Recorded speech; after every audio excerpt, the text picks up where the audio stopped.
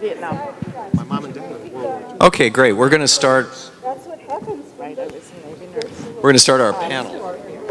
The personal impact of our actions, reflections on that era, on the era of the Vietnam anti-war time, and the lessons of Vietnam, as personally told by some just extraordinary folks here. I'll read the bios from the program, and then I'm going to turn it over to, and we'll just go down the row here, and then I'm going to turn it over. Yeah, could have used a table. Sorry. And I'll turn it over to each one of the folks here for basically an 8-minute introduction of yourself and your stories, and then we can have a little conversation, and then when about 40 minutes has gone by, we'll kick it open for audience participation. Is that reasonable? Just very short. Yeah, you'll have 8 minutes, and if you'd like, I can give you time cues. I'll have a clock. So, okay, so Alan Canfora joined the Kent State University anti-war movement and participated in militant actions by Students for Democratic Society in Kent and Washington, D.C. during 68-69. In May of 1970, days after attending the funeral of a childhood friend killed in Vietnam, Canfora and his comrades helped spark the Kent students' anti-war revolt, which culminated in the Kent State Massacre. 4 students were killed, 9 wounded. Canfora was shot through the wrist while holding a black protest flag. Still politically active today, Alan is the long-standing leader of the May 4th Movement for Truth and Justice in Kent, Ohio, director of the Kent May 4th Center, and chairperson of the Democratic Party of nearby Barberton, Ohio. He's also a library director at the Akron Law Library. And let's see, Susan.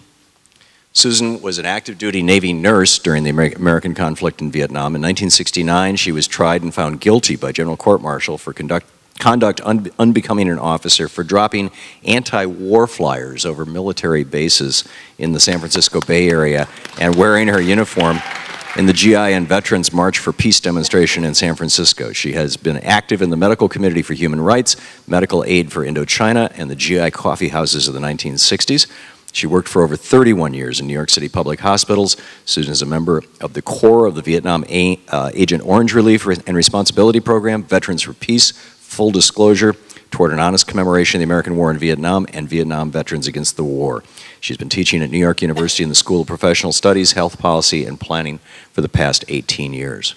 Mark Rudd, who's sitting next to Susan, was chairman of the Columbia SDS chapter during the April 1968 student rebellion against that university's complicity in the Vietnam War and its institutional racism. Subsequently, he was the last national secretary of SDS and a founder of the Weather Underground. After 7.5 years as a federal fugitive since *78, he has lived and organized in Albuquerque, New Mexico. He's the author of Underground, My Life in SDS and Weathermen, and published in 2009, and is most concerned with communicating the traditional strategic organizing model to contemporary organizers. His website is markrudd.com. And David Harris, at the end of the row, then Stanford's radical student body president, announced he would no longer cooperate with the selective service system overseeing military conscription, would refuse any orders selective service issued him, and urged everyone else to do the same. He then helped found the Resistance and organized civil disobedience against the draft in the West, and nationally for the next 3 years. He was ordered to report for military service in '68. He refused and was convicted of failure to obey a lawful order of military induction and sentenced to 3 years in federal prison. Harris was incarcerated from between '69 and '71, mostly at the Federal Correctional Institution at La Tuna, Texas. After his release, he continued to organize against the war until peace agreements were signed in 1973. Since then, he's pursued a 40-year career as a journalist and writer and is the author of 11 books. So we'll just go down and actually I have a, I don't think there's a clock here that anybody can see. So for our speakers, I'm going to set this right here. Can you all see that? Yes. Does that work? Okay. And you know, we'll start with Alan. You've got 8 minutes. My name is Alan Canfora. I'm born and raised in Ohio, the son of a factory worker. My dad was a union activist and activist in the Democratic Party. He raised us up to be political, and so when I got a little bit older, I was a devoted Democrat until the Chicago Convention of 1968, which I watched on TV, and I was appalled to see the students beaten in the streets of Chicago. That really caused me to consider joining the anti-war movement, but I didn't really do that until the next month when I went to Kent State University as a student for the first time in September of '68. I joined the College Democrats. I thought they were a little bit weak, so about a month later I joined the SDS. It was a little bit of a switch in the better direction, I might add. The SDS at Kent State, as Mark Rudd can verify, was among the most militant and well-organized in the whole country. Male and female leadership very strongly influenced not only our group on the campus, which numbered about 50 at the meetings, but a couple hundred usually at the rallies. So they started to really awaken the campus during the fall of '68 and then going into the winter and spring of '69, when unfortunately SDS kind of self-destructed on the campus, and then a few months later nationally. So it had a big impact on me, though. I didn't really speak up much. I just was kind of like what I considered myself to be was a foot soldier in the anti-war army. I trusted the leadership to decide the right tactics and strategy, and I went to all the actions. At one point, I was voting with the militant faction. Of course, in our SDS chapter, we had a militant faction and a moderate faction, which I think probably happened everywhere. I always sided up with the militants, and one time after a meeting, SDS regional organizer named Terry Robbins took me aside and said, "You're really an action freak, aren't you?" And I said, "Yes, I am." And he appreciated that, and I think he ended up being the biggest action freak in the Weathermen. But still, I considered it a compliment, and I still do. I showed up at the rallies. I showed up at the actions, including when we came down to Washington in January of '69 for the counter-inaugural protest. Anybody here remember going to the counter-inaugural protests? It was a lot of fun, and it was really my first serious street fighting action, where we disrupted Nixon's parade, and people were throwing stuff at his limousine, and finally these armed troops came out there, and then after Nixon went by, we all started running, thousands of us, into the streets of Washington, going away from Pennsylvania Avenue, where windows were broken for several hours. And people really dug that action. People liked the sound of the falling plate glass windows, I think. I don't think they make those kind of windows anymore. They're all unbreakable. But the same thing then happened in Washington, in the streets here of Washington, in November of '69. I think maybe more of you went to that big moratorium on November the 15th. How many went to that? See, more hands. I knew it. That was also a big turning point for me and my friends. And the night before, of course, some of us went to this other rally where we gathered at DuPont Circle and marched toward the South Vietnamese embassy, and we were attacked by the police. So again, people went on a rampage in the streets.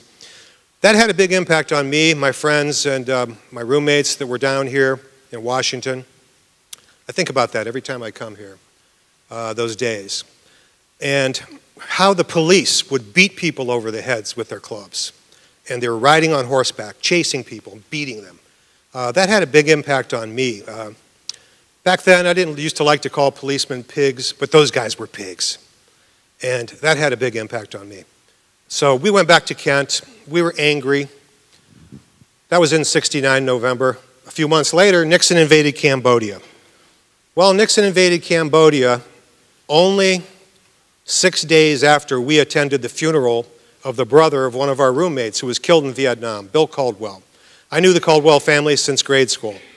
And we went to the funeral, we went to the cemetery, and we made a vow. We said, the next time Nixon does anything, this is April 24th, 1970, we said at the graveyard, the next time Nixon does something to provoke us, we're really going to take serious actions in Kent. We're going to send a message to President Nixon to stop the war. Well, after that funeral, of course, 6 days later, Nixon invaded Cambodia on April 30th. The next night, we went into downtown Kent. People were rowdy. People were ready for action. And some of us got the crowd to move into the street. Then once we were in the street, it was like, okay, everybody's happy. They're hugging. Well, we're in the street. We're blocking traffic. Well, then some of us went through the crowd and said, okay, we're going to count to 3, and we're going to go down toward the main intersection of town. That's where the bank windows were. And based on some people's experience here in Washington, the same thing happened in Kent that night, Friday, May 1st. 43 windows were broken, 28 of them in one bank. And that set the momentum, which continued on May 2nd when the ROTC building was attacked and burned down. The National Guard arrived, 1,200 strong. And it continued on until Sunday when the governor came, condemned the students as worse than the brown shirts and the communists. He said we were the worst type of people in America, exaggerated the situation. That evening, guardsmen went out and stabbed a bunch of students with their bayonets, males and females. They beat them with clubs, and the next day, they shot us down. 4 students were killed, 9 were wounded. I'm here to say that I think it was Vietnam that caused Kent State.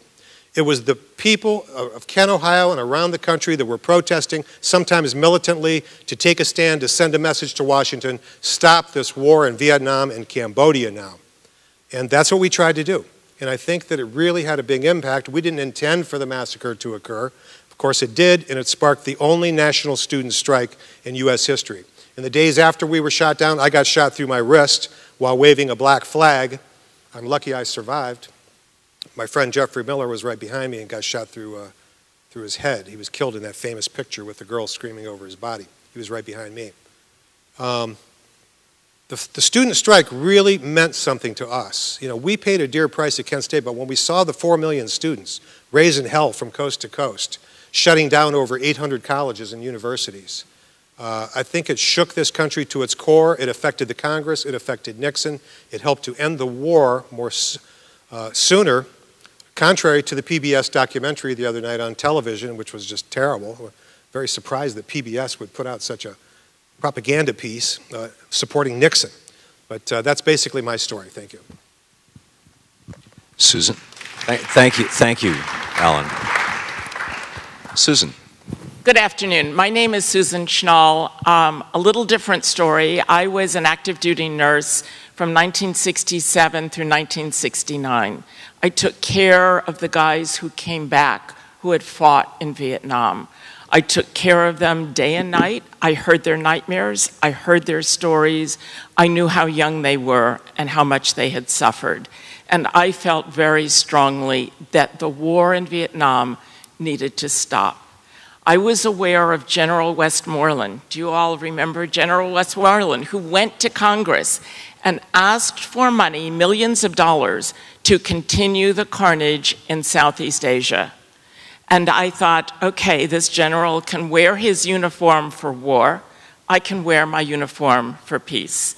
I was working with a group in San Francisco on an October 12th demonstration for active duty GIs and Veterans for Peace.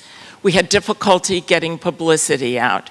We tried on my base, which was Oak Knoll Naval Hospital, to put posters up on the barracks at night, and they were torn down in the morning. We handed out leaflets and flyers, but the military stopped that. And then I thought, okay, the United States uses airplanes to drop flyers over the Vietnamese in the South, right, to urge the Vietnamese to go to these safe hamlets. And if the United States could do this in a country 6,000 miles away, then why couldn't I do this in the San Francisco Bay Area and drop flyers announcing our demonstration? I had a friend who was a pilot, and we put the flyers announcing the demonstration in the plane, and we dropped the flyers on Treasure Island, on Yerba Buena Island, on Oak Knoll Naval Hospital, which was my hospital, and on the deck of an aircraft carrier that was based in Alameda Naval Air Station. And I wore my uniform and had a press conference. And I just have to tell you a short story. When we dropped the leaflets over Oak Knoll Hospital, evidently one of the guys on duty caught the number of the plane. And he called Alameda and said, "You're not going to believe this, but there are these crazy people and they're dropping anti-war flyers and they're headed in your direction toward Alameda Naval Air Station." And the guy said, "Never going to happen. Nobody would come into our airspace." And then we came. And then 2 days later, I wore my uniform in the GI and Veterans March for Peace and spoke out against the war and called it a dirty, filthy war. Those were words that were later used at my court-martial. It took the Navy about 48 hours to pull me in and do a captain's mast, and then have an Article 32 hearing, and then have the court-martial. I really thought that with this support from the guys I worked with in the military, that we were going to stop the war. Well, we didn't, and it continued. This was we all thought we were going to. This was February 1969. I was sentenced to 6 months at hard labor and dismissal from the service. When I left, I worked with the New York City Medical Committee for Human Rights, with Medical Aid for Indochina, which some of you may be familiar with. We raised money for medical supplies for Bach Mai Hospital in Hanoi and for medical supplies for the PRG, for the Viet Cong. It was for medical supplies.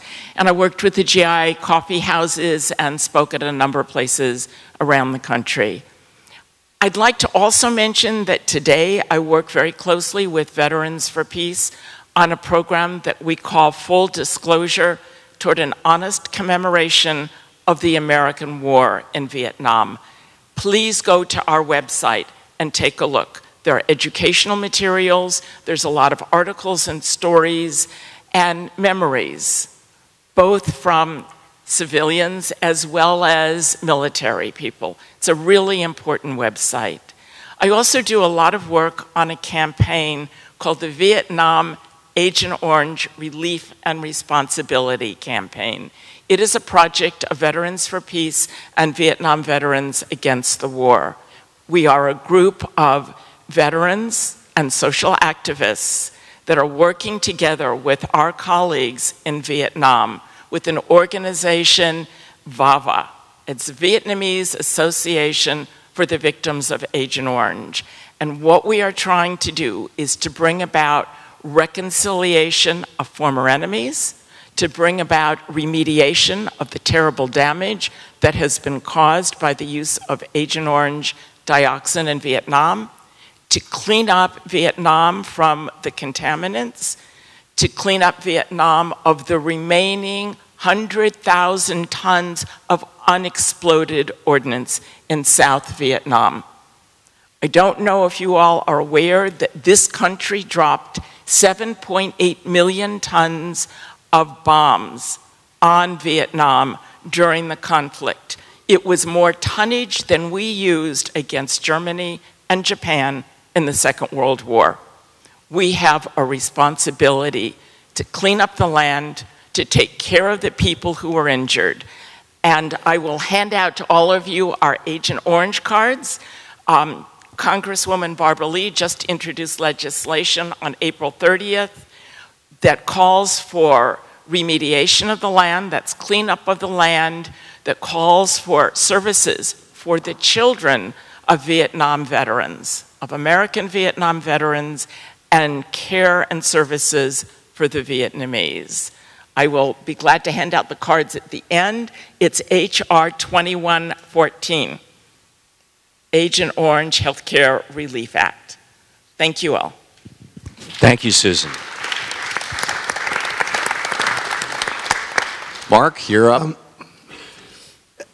On the last subject that Susan spoke about, The Nation magazine had a wonderful article back in March about the work of, it actually focused on one person, Chuck Searcy, who lives in Hanoi. He's a veteran of the war, and he also is heads up a chapter of Vets for Peace in Vietnam. And they're doing this kind of work, and it's really important if people can find out about it. March of this year in The Nation. My own history, I divide into two parts: the good, the very good, and the very, very bad. Actually, three parts. If you look at my book, it was the good organizing, turning to bad organizing, turning to even worse organizing. Those are my three stages. I'm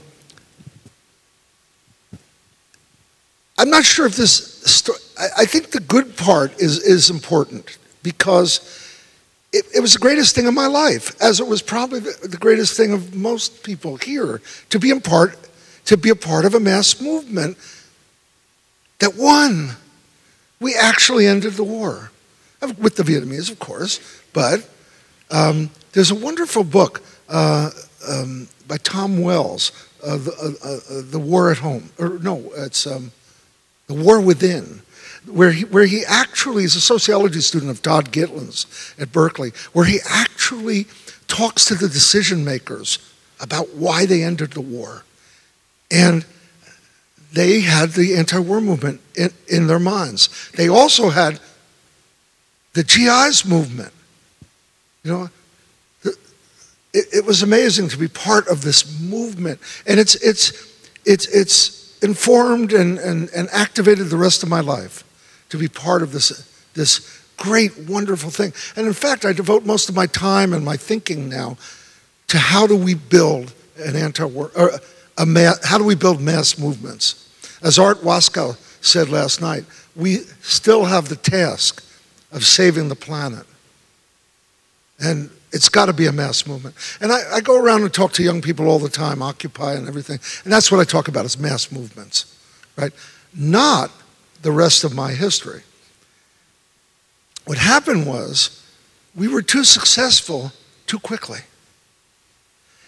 I got to Columbia University in 1965, I'm watching the time, and I was an 18-year-old kid, and I fell in with a bunch of red diaper babies. Does everybody remember? If I say that to a class at a college, they would have no idea, right? And I was just a kid from a political family in New Jersey. I didn't know anything. So they taught me what the war was about, and what the system behind the war was about, and what Cuba was about, and China, and you know, and I just wanted to be with them. They were the coolest people around, you know. They understood the world, and they wanted to change it. So I joined up, and I was an organizer for 3 years. That's what we did. We organized. We knocked on doors and gave out leaflets and held meetings about strategy. You know, the meetings you didn't come to, right? Yeah. And that's what we did. We organized, and it was a model. It was a classical model that had been developed by the labor and civil rights movement. That's it.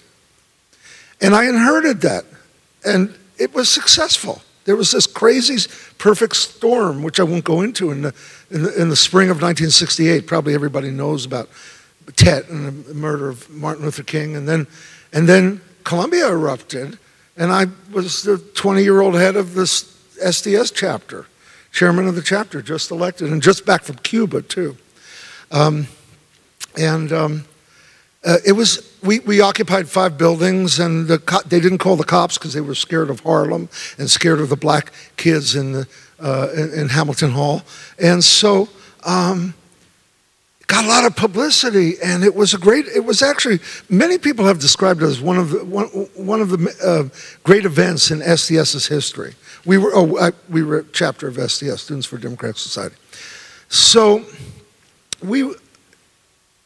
the campus went on strike. Thousands of people joined. It became a kind of a model. Kids in France carried. I saw this in the New York Daily News. A kid in Paris carrying a sign, "Columbia, Paris." You know, and it was like a worldwide revolution. You know, and we were anti-war and anti-racism, but we knew. Here's where things started going haywire. We knew that it represented not an accident. It was part of the system of imperialism, capitalism that gave us the war and racism. So we said, aha, well, let's just have revolution and get rid of the whole system. And let's do it in the model of Che Guevara, violently, because that's what was happening. And it was cool and sexy and macho. So let's do that. And so we became hyper-militant, of which I believe Kent State might be related. SDS factionalized chapter by chapter, in which some chapters became hyper-militant and others followed the organizing model, and for the next year, 68 to 69. And So we were so enamored of our ideas, so idealist. And I consider my definition of idealist is you have ideas and you believe your ideas are true, but the only data you have, the only proof of your ideas you have is that you have them. You know, like Nixon going into Iraq. Bush, excuse me, I'm stuck. Bush going into Iraq and thinking he was going to bring democracy, right? That's right-wing idealism. Where our idealism, here comes the revolution. So, at a certain point, we not only said being anti-war isn't enough, and being nonviolent isn't enough, but we also attacked the anti-war movement. And that's the worst part. That's the weatherman phenomenon. And I just said it was the greatest thing that's ever happened to me in my life, but it's also the worst thing that ever happened to me in my life, was diverging from the mass movement. And going off into the stratosphere of revolution. And I could talk at length about all of this stuff. But I'll finish now with just a couple of points. We had a telephone call earlier this week. And in that call, David mentioned, I think the number was 16,000 people went to prison for draft resistance. 5,000. Oh, 5,000. That's fine. 5,000. My hearing is terrible, especially on the telephone. 5,000 people went to prison, right? The total number of weathermen might have been 200. But we get all this attention. It's embarrassing, you know?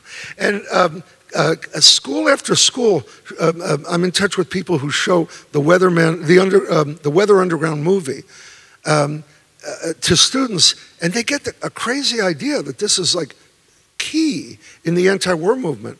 And yet I tell them, no, watch the movie Sir, No Sir. That's a movie that talks about the mass movement of hundreds of thousands of people like Susan who fought from within the military, which was a great historical event, fabulous historical event, one that every young person should be taught. So the whole thing is kind of screwy in my mind, you know, where we get all this attention for this terrible thing that happened. The worst of it all is I meet kids now in various movements like Occupy who want to reproduce the weathermen.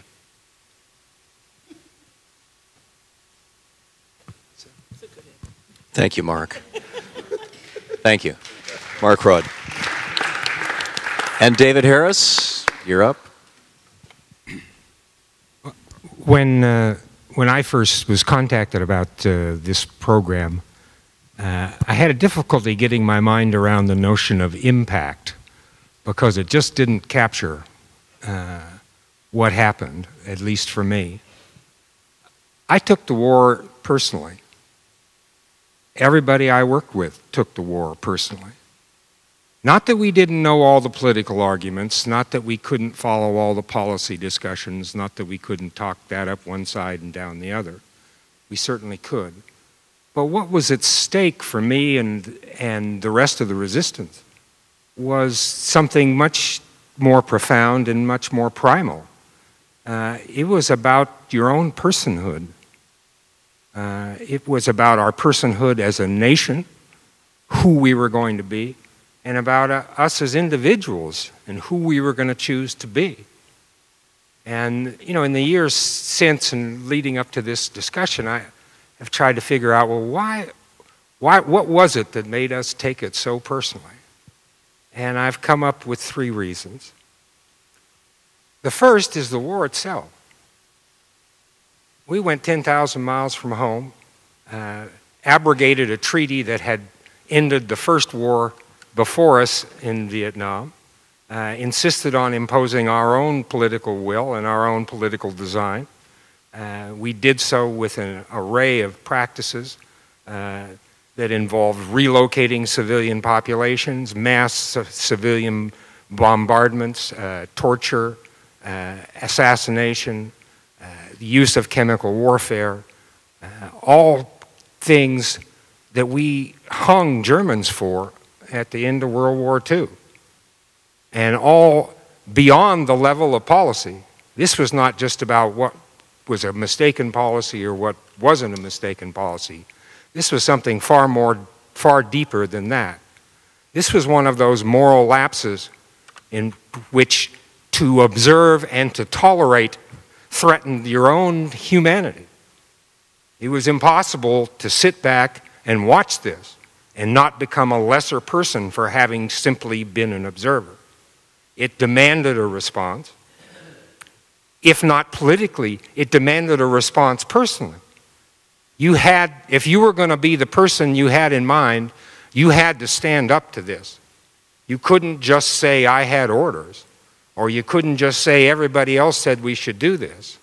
Or you couldn't just say, I had a student deferment and so it wasn't really an issue for me. Those were all impossible. This demanded a moral response from individual moral actors. And there was no way to avoid that.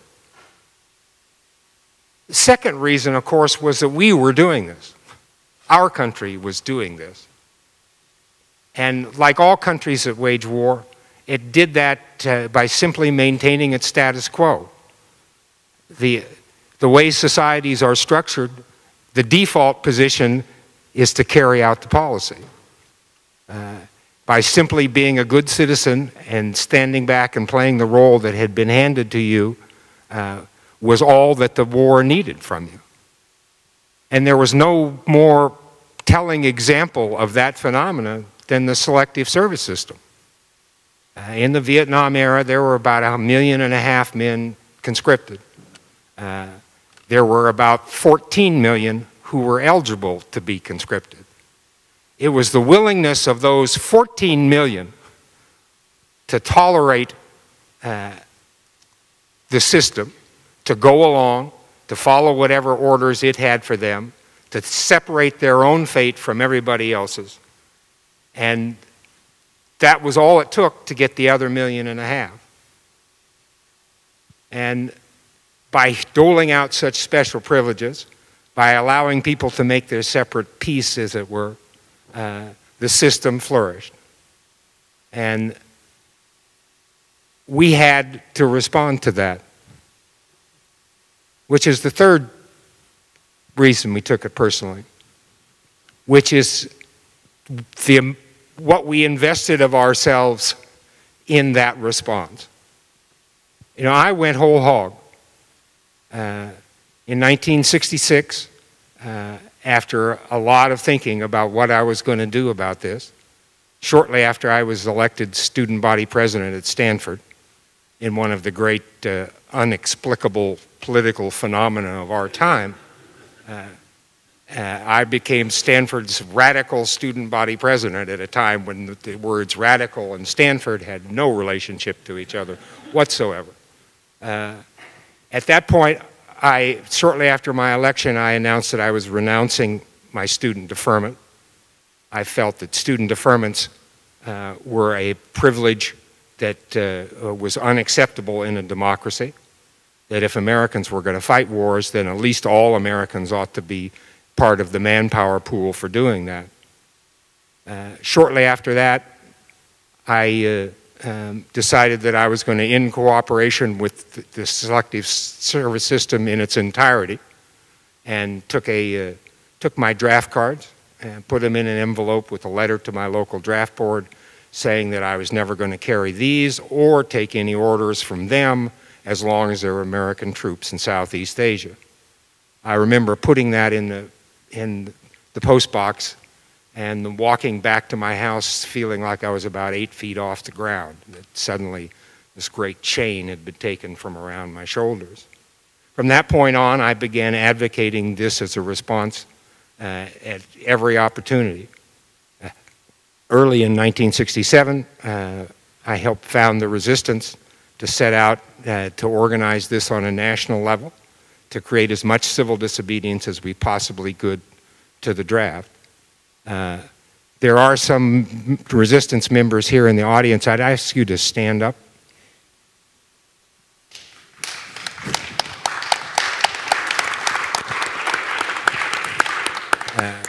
when we set out to organize, our goal wasn't numbers first and foremost. Our goal was to have people who were serious about what they were doing.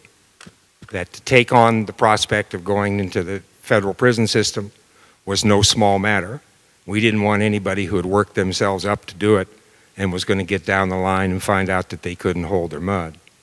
So we were very careful, and we were very clear that the only people who could talk about doing it were the people who were doing it. That we weren't going to start encouraging other people to go to prison and not share that same fate with the people that we encouraged. And we organized a whole series of national draft card returns.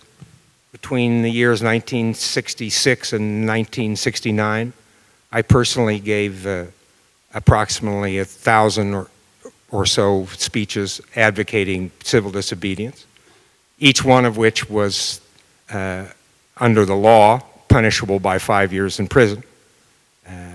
So I figured when I got up to 5,000 years that was probably a wash, and I didn't need to keep count anymore. But in 1968, I was ordered for induction. In January of '68, and I refused. I was indicted 13 days later. The only faster indictment in the country was Muhammad Ali, and I was tried in San Francisco, sentenced to 3 years in prison, and spent the next year after that out on appeal, and then went into the federal prison system. I spent a month in a holding cell in San Francisco County Jail, another 7 months in a federal prison camp in Safford, Arizona, another 12 months in a federal correctional institution in La Tuna, Texas, right outside of El Paso. We used to look out the window and say, well, the only thing worse they could do than keep us in here is make us live out there. So I was involved in 3 different strikes in the time I was locked up. Spent some 3 months in isolation cells. Spent most of the rest of my time in a maximum security cell block. And part of what was going through my head was I wanted, when I got to be 69 years old with the pacemaker on Medicare, to feel good about what I did. And I feel good about what I did. I feel good about what we all did. And I think we need to take credit for what we did. And we put teeth in the anti-war movement in terms of breaking out of the position of being a privileged group with their own particular axe to grind and paying prices. And that paying prices carried a lot of weight and made an enormous difference, I think. And I think we also saved the country. At least its soul for a little bit. That future generations of Americans will be thankful that there were people who were willing to stand up when the time came to be counted. And there are such times, and we lived through them, where there was no excuse. You either did it or you didn't do it. And that we did it is to our everlasting credit. And thank you for being a part of that. And hopefully it won't be needed again, but we all know better than that, don't we? Thank you, David, for your work and your sacrifice. I'd like to just toss a couple questions out, and we'll just have a general conversation. In fact, I'll crank myself around here so I can see everybody.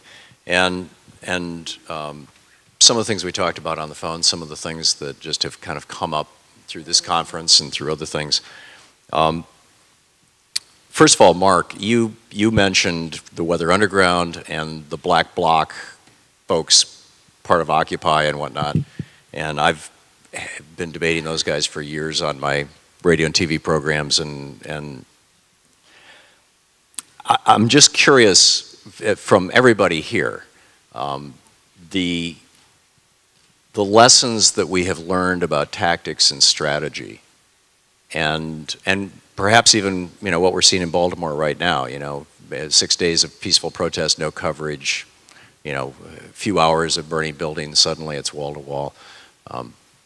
What in each of your minds are the most effective ways to build movement, to organize, or, you know, are any of you advocates of the great man theory of history, that we just need another, you know, Bobby Kennedy or Martin Luther King or Abraham Lincoln or something? I'm personally not, but, you know, so let me just toss that out, and in no particular order, if anybody wants to speak up.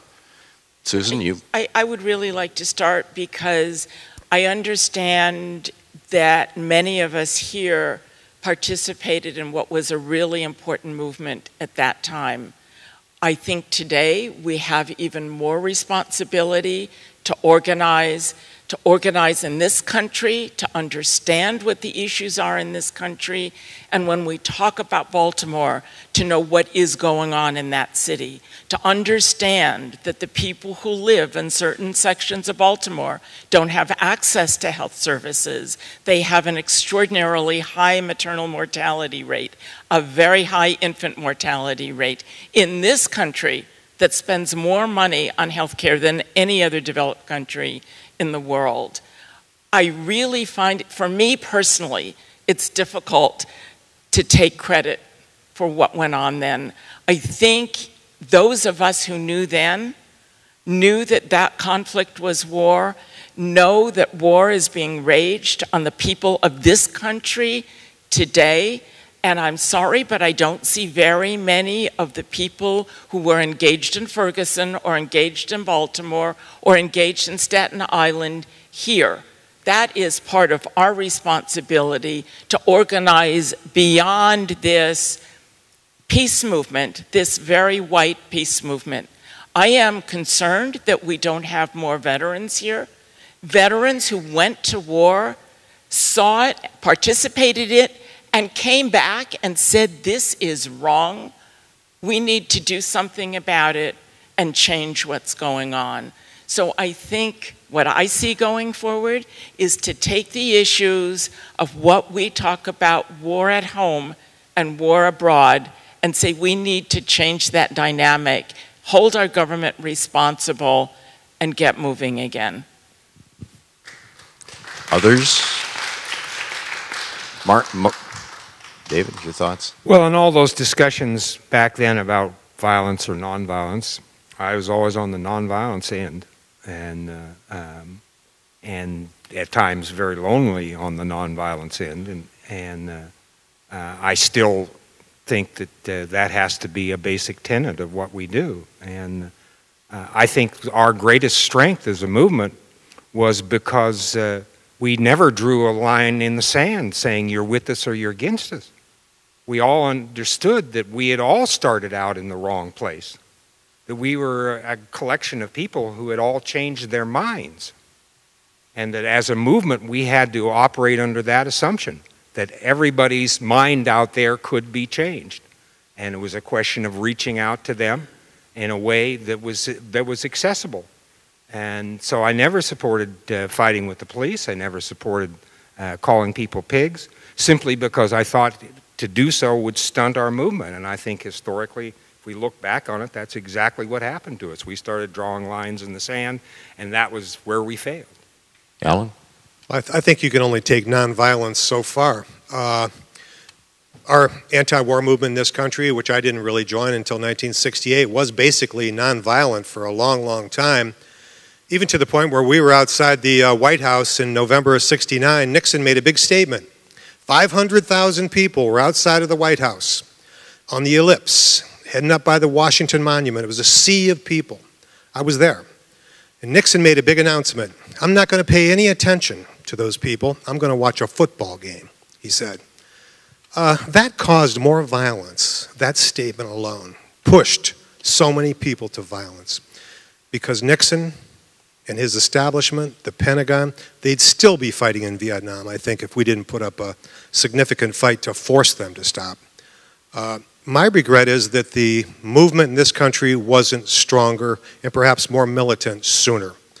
We lost 58,000 of our neighbors, friends, schoolmates.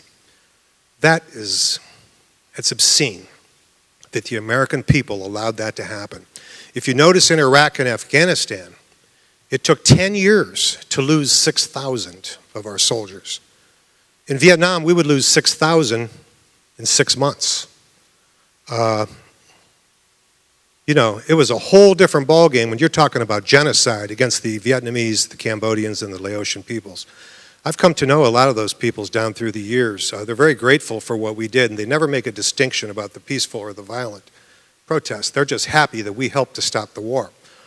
So I think that more should have been done earlier, and my own opinion is the anti-war movement was not really effective until we reached the point where we had a national student strike in 1970, and all of that was prepared for, I think, by groups like the SDS and other groups who planted the seeds of rebellion, which blossomed in 1970. I was at a workshop this morning where they were talking about students and the lessons of the 60s student movement, and they were all talking about the problems of sectarianism and all the arguments we used to all have, hating each other, fighting each other within the movement. And it seemed bad at the time, yes, but what we did was we planted the seeds of rebellion which blossomed in 1970 among all kinds of fraternity guys, sorority women, and everything. Subconsciously, they were soaking it all in, all this anti-war activism that was going on for years. And without anybody really expecting it. People like Mark Rudd was sitting on a park bench, where was it, Philadelphia, when the national student strike took off. I think they all planted the seeds of rebellion which blossomed with 4 million students taken to the streets, shutting down 800 campuses in the spring of 1970. That didn't happen by magic. It happened because of their years and years of organizing. As opposed to months and months of fighting? Well, it was a mixed bag, wasn't it? And to that, Mark, you So provoked now you this see it. Here it is. In the last couple of days, I've been inundated with emails from people drawing the lessons of Baltimore. Rioting is a good strategy, tactic, because it got the indictments. Ferguson was nonviolent, basically, and it didn't get any indictments. Therefore, it's good to fight cops. It's good to break windows. That seems to be somebody's conclusion. It's actually not that different from your conclusion about the anti-war movement. Totally different time and situation. Yeah. I don't think you can compare the two at all. Well, sorry. I really have thought this one hard, you know? And I've come to several conclusions, and I'll try to be really brief because this has been my life, as it's been all your lives, you know. For 25 years, I never said a word about any of this stuff because I was so confused and so ashamed. But what it came down to was, this is what how I've sorted it out. The goal is mass movement. And the reason it's mass movement is because the ultimate goal is political power. It's exactly what the right wing did. They took over the government. That's where we should be aiming. That's where all our strategy and tactics should go towards, including kids in Baltimore who are very angry. We have to figure out how to get power. And to me, the only way to do it is organizing to build mass movements and to have those mass movements eventually manifest themselves at the ballot box. I don't see any other choice. I don't see it. While we're talking about violence and while we wasted our time with the weathermen, incidentally, I just want to say one thing about the crimes that I was involved in. I was involved in a decision of maybe 8 or 10 people to close the national office of the largest student radical organization in the country at the height of the war, 1969. That's ridiculous. It's crazy. It's criminal. I might have been an FBI agent for all I know. Except I know I wasn't an FBI agent. I was just an arrogant Jewish kid. That's all, I had these ideas, these crazy ideas about revolution. But people at that time, like David, were saying, we need mass movement. Civil disobedience is a recognized tactic in building mass movement. And that's what you and the resistance did. It's right. Nonviolence has a much better chance of building a mass movement in this country than violence. And Alan and I are very, very close personally, but we have a disagreement about this movie that showed last week because Pat Buchanan said something, brought out in the movie that there was a referendum, the 1972 election, re-election of Richard Nixon was a referendum on the anti-war movement. That's what Pat Buchanan said. He said, and they won. I mean, Nixon won 49 states to 1. People were anti-war, but they also hated the anti-war movement because they thought we were privileged, they thought we were communists, they thought we were thugs, whatever they thought. We didn't work hard enough to appeal to our neighbors. We didn't work hard enough. We became divorced. And so Buchanan, incidentally, this is a parenthesis, goes on to say something even more interesting. He says, we won, meaning they, the conservatives, we won that election. But they won, meaning us, they won the cultural struggle. And that's what counts in the long run. That's what Buchanan said. That's interesting. But still, it's almost 50 years, it's 40-some years later now. Are we in political power? Who's in political power? Who's calling the shots? We can have anything we want, all violence in the street, anything to make us feel good. But the problem is political power. That's the goal. And that's going to happen through mass movements and through mass organizing. And I don't see any alternative. One more thing. I took an anarchist tour back from 05 to about 08 of the Northwest. And I'd meet all these wonderful kids who say, time is short. We don't have time to organize. We've got to act now. We've got to save the trees. We've got to blow up cars. I say time is short. Yeah, that's why we've got to organize. It's the hard work. I think all of us in this room came out of this organizing tradition. If we can do one thing, it's to communicate the goal is mass movement for power, and the method is the traditional organizing method developed by the labor, civil rights, anti-war movement, women's movement, gay movement, disability rights movement, traditional organizing. That's my conclusion. Let's toss it open to the audience. Yes, ma'am?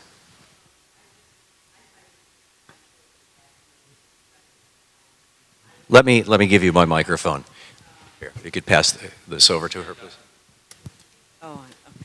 I was in SDS at University of Michigan, and I worked for SNCC. And the whole, and I know there's like 3 things, and I think I can join them together. The whole discussion being framed as violence versus nonviolence has always distressed me, because the violence we were facing was violence against people. And the actions that even the more radical of us were talking about was destruction of property, mostly. Exactly. Mostly. And it was even the destruction of property more or less that we owned. I mean, you know, in the Detroit rebellions, the places that were attacked were the places that we supported. Just as in Kent State, when they went downtown, those stores were supported by Kent State students. I mean, they might have been on the record owned by somebody else, but they were in existence because of the support of the people who were attacking them. Yeah, I'm trying to get to the question, which is, in light, for instance, in Detroit, and I think in the country, and I just want to start out and say I come from a pacifist background. I went to a Quaker school. I worked in nonviolent direct action. There is the reality that things changed in Detroit after kids got out there throwing pop bottles at tanks. And that made a sea change in Detroit. I wouldn't go out and organize people to do that.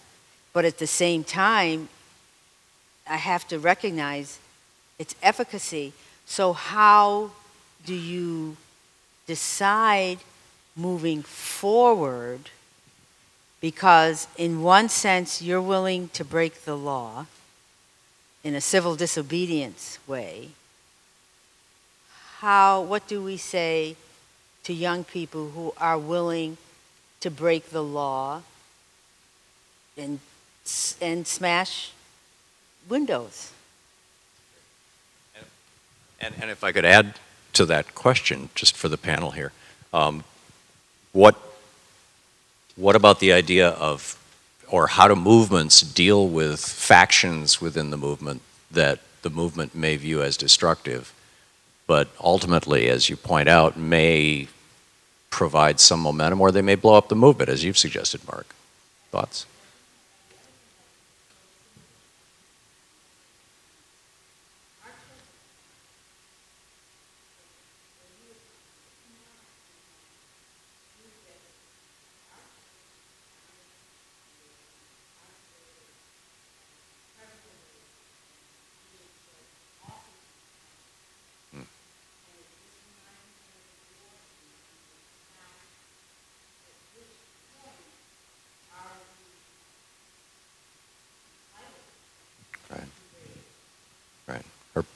For the camera, you just said our children are dying. At what point are we entitled to respond, and how? Is that an accurate summary? Yeah, with all the horrors and. I just would like to give an example of activities that I think made a significant change in a part of New York that I'm familiar with, and that's the South Bronx. I worked at the old Lincoln Hospital many years ago in the intensive care unit where there was barely electricity, and worked with groups like the Young Lords and a group called White Lightning to go out to the community, ask the community what services they wanted, and to start to build those types of relationships. When patients came to the emergency room, and we had no escorts, we had people from the Young Lords who would come downstairs and help bring the patients up. There was, some of you may remember, the Lincoln Collective. That was a group of house staff and nurses who worked in the hospital providing care and worked to change the delivery care system. We dreamt about having clinics in the South Bronx that would provide those healthcare services. And I can just tell you, as a result of the organizing and the work in changing policy and the community work, that today there are neighborhood family care centers in the South Bronx taking care of people throughout that area.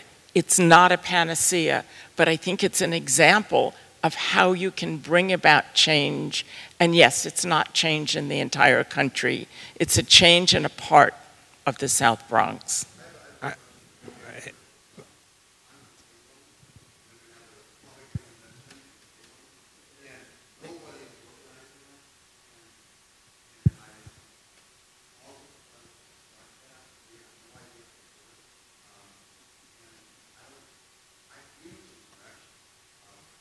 Great.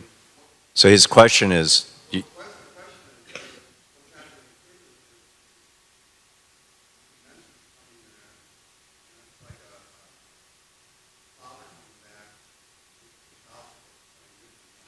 Right.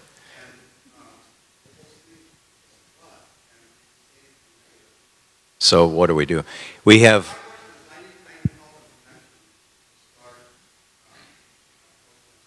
a protest. Okay, let me talk to you. I need to recap this for the camera.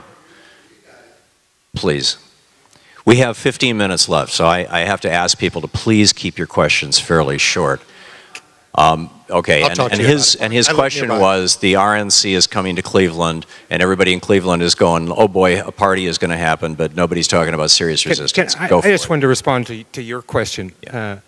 I think if all we're looking for is justification for anger, everybody's going to find a piece of that.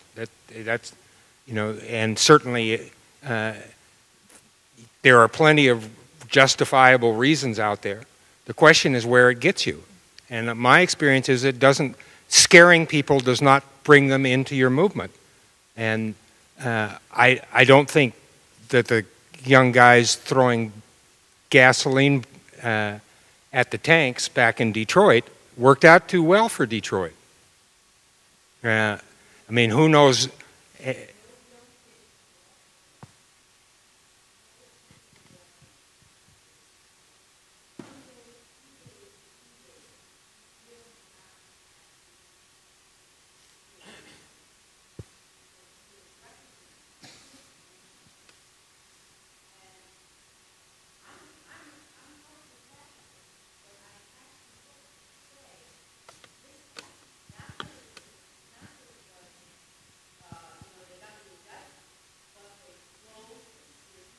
And while we're talking, that point of view is zinging around the internet right now. Yeah, and Fox News is pushing it, by the way. Someone's got to take the mic around. Yeah, okay. Let's see. I think that this woman over here was next. My apologies if I'm missing folks here. Please, very short. Very brief. Thank you. I'm sorry. I'm not going to be too brief because I just feel outraged. First of all, the very term riot is racially prejudiced, and it's prejudiced by class. When you're talking about oppressed people, there's a front page article in the Washington Post about the levels of lead poisoning in that area, and you should all really check it out. The wonderful Irish revolutionary Bernadette Devlin made the point that nobody would be able to engage in nonviolent activity were it not for the organized left, which works for reform, works for mass movements, but understands the need to defend its gains against the violence of the state. And because of the presence of those forces, that's what protects, in large measure, those who advocate nonviolence. We've had nonviolence for the last 20 years. I mean, since the Gulf War and beyond that. What good did it do? Please tell me that. The other factor that you're totally leaving out is that the practice of nonviolence is largely a middle class, it's safe for middle class people. You're not safe if you're a working class person. I'm not opposed to nonviolence as a tactic per se. I think that it's ridiculous to say that we are, but you have to be able to recognize that the state wants to fool you with its ideology, and when it can't, when it doesn't have ideological control, it is going to turn to violence, and you need to be prepared for that. And until you get that, and you really understand class oppression, we are never going to have an anti-war movement, because what's missing in most of the discussions I hear is any anti-imperialist analysis, and that a lot of people feel that that's where we failed in Vietnam, not because we were too unviolent. I mean, what got me out in Vietnam finally to go to a demonstration, because I thought the communists were burying people alive, and what finally got me out, it was all these kids who were getting beaten up by the police. Now I called the National Peace Action Coalition, which didn't do that kind of thing, because that was the only number I knew. Good for them on their mass organizing. But what got me out was watching those folks get hurt. And yeah, we got other speakers over here. If we could have our any of our panelists want to speak to any of these? I would like to say something real quick just to clear the Yeah, record. go for In 1970 at Kent State, the weathermen had all departed from our SDS chapter. They were all underground. I was still there. I was not a weatherman. But some people just came out because Nixon invaded Cambodia. They were pissed off. They assaulted property. And that was really no big of a deal. It was going on all across the country. But at Kent State, they sent in the National Guard and they shot us. Now I'm the chairperson of the Democratic Party. I'm here to say that the best organizers I ever saw in my life were in the 60s in the student movement. But the next best are right now in the Democratic Party. When the presidential elections come out, college students from all across the country come to Ohio. They knock on every single door in Ohio. The Democratic Party is the place already where the progressives are, the women, the unions, the young people, the lesbians, the gays. Everybody's there. It's a vehicle for us to build the mass movement we're talking about. Okay. That's my opinion now. I'm sorry if you think I'm a sellout. That's quite all right. Anybody else want to speak to any? There's a couple of questions. Say that. Mark, right here. You know, you're making this argument about violence of the 60s and where we are today in Baltimore. I just want to put a couple of other things into what has happened since the 60s. And I think Alan is absolutely correct. The times are different. And the context of what happened then and what is happening now are different, and the tactics need to be different. But look at ACT UP. I'm one of the founding members of ACT UP. ACT UP used all approaches. And they did it through affinity groups, you know. It wasn't about majority rules. There were affinity groups and consensus in a general meeting. And I really feel that all of us old people need to empower the youth to speak up and not be afraid. That's the most important thing, because they are living in a surveillance society, and the students are living under this incredible debt crisis, which they're not in the streets about. And we need to not parent them in a way and tell them there's only one way. Those that want to be nonviolent, like David was in the 60s, will be nonviolent. And those that want to take action will take action. Our job is to be critical about how actions are taken from what we learned from our own actions. Thoughts? Anybody? Comment? Brilliant. Nonviolence is a form of action. I would just throw that. Mark? Okay. Sir. Yeah, Mike Tabor, we had the only, I think at University of Maryland, joint ERAP SDS core chapter, and 64. So let me ask the question first. Outside of Mark Rudd, I didn't hear the ruminations and second thoughts about the failures, just the romanticism. And it bothers me. It really does bother me that we're stuck, as if we're stuck in the 60s.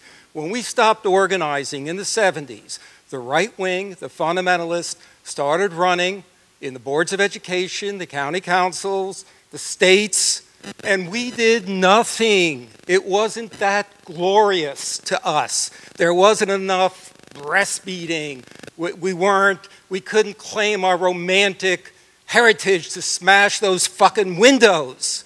You know, so what most of you are saying, although you're all heroes of mine, is absolute bullshit, because we lost it. The Democratic Party doesn't have any answer. We lost it. Look who's running the country today. So what Mark's self-reflection resonated in me was that we stopped organizing in the 70s when it stopped being the glory days. I never stopped organizing. I've been organizing students since the 60s. I'm still doing it. I think there's organizing that you do for the time, and maybe it's time for me to talk about, as I mentioned earlier, the fact that we still, as American citizens, have responsibilities to the damage that was done to the people and the land of Southeast Asia. That's a project that some of us can work on. I'm sorry, mass organizing, I saw some of it in the 60s and 70s. My work was with veterans and with active duty military personnel, and maybe we didn't go about smashing down property. We desperately tried to stop the war and stop the damage. And I just have to say, yes, we can indict ourselves. Some of us find projects to work on to make a difference in other people's lives and in the damage we caused. And I would just suggest to you that that's what we do. Some of us went back to work and healed people. Some of us worked in communities and made dramatic changes in care and treatment of people in poor areas in this country. So there is ongoing work that's happening. And I'm just going to end with H.R. 2114 that is a project. It's legislation that was introduced to the House. It's one of the projects that some of us veterans feel very strongly about in healing the wounds of war and educating people about what war and conflict can do, and to take the responsibility for what went on and help heal. We have 3 minutes left. David, you were going to make a comment? Did you? No, oh, you were just pointing it out that there's 3 minutes. Is there anybody who has a question rather than a rant? Okay.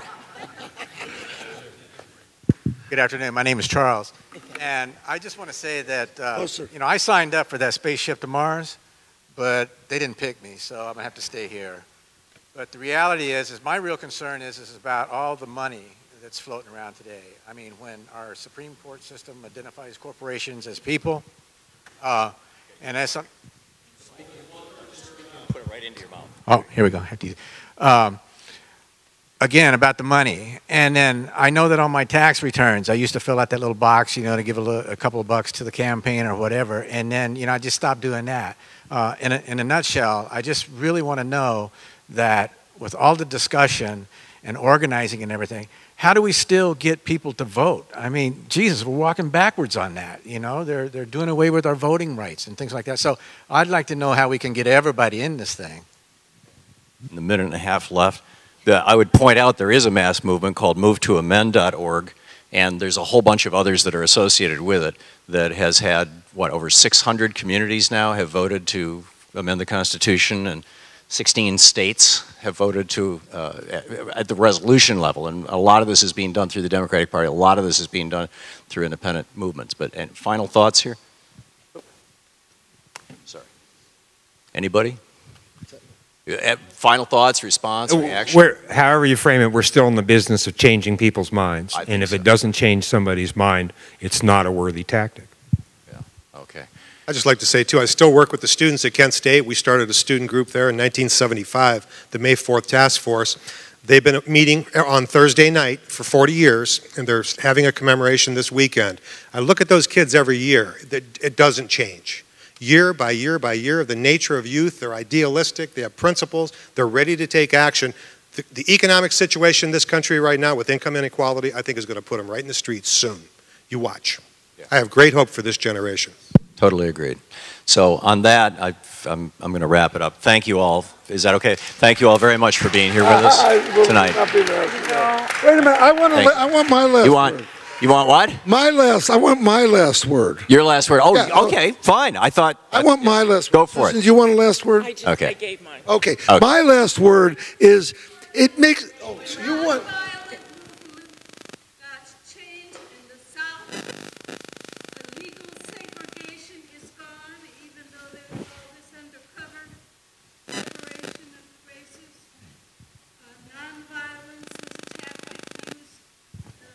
Are you trying to filibuster, Mark? I wish I could hear it. I'm answering this earlier question. Oh, okay. What? Okay. I'm sorry, we're out of time. Mark, your final sentence. Sorry, I'm hard of hearing, like maybe half the people. Mark can't hear you. We're out of time, and we're wrapping this up right now. We're over time now. I'll talk to you. We're all available here afterwards, please. We are. This so reminds me of 1968 MSU. Mark? It kills me. I'm going to die soon, never having tasted any power at all, in the sense of political power. I don't get it. Why are we all so allergic to power? The goddamn right wing isn't allergic to power. They took power. There was a vacuum and they jumped in. These are idiots who don't even believe in global warming. They run Congress. Think of that. We at least believe in science. We believe in humanity. We believe in all the good stuff. And yet we don't want power. So let's think, how do we get power? We have votes in this country, elections. Let's organize to win elections. How do we do that? Let's build mass movements. How do we do that? By not alienating our neighbors, by winning them over, by doing what's necessary to make them friends and allies. The Dalai Lama said it perfectly. In Albuquerque, New Mexico in 1990, I heard him say this. Somebody said, how come you don't hate the Chinese for what they've done to your country? How come you don't advocate? How come you don't advocate war against the Chinese? And he said, when this is all over, they're our neighbors. And when this is all over, we'll have to live with them. So let's just organize to take power. That's all. David, did you want to make a final comment? Or we're all set? Okay, thank you so much for being here today. And thank you to our panel.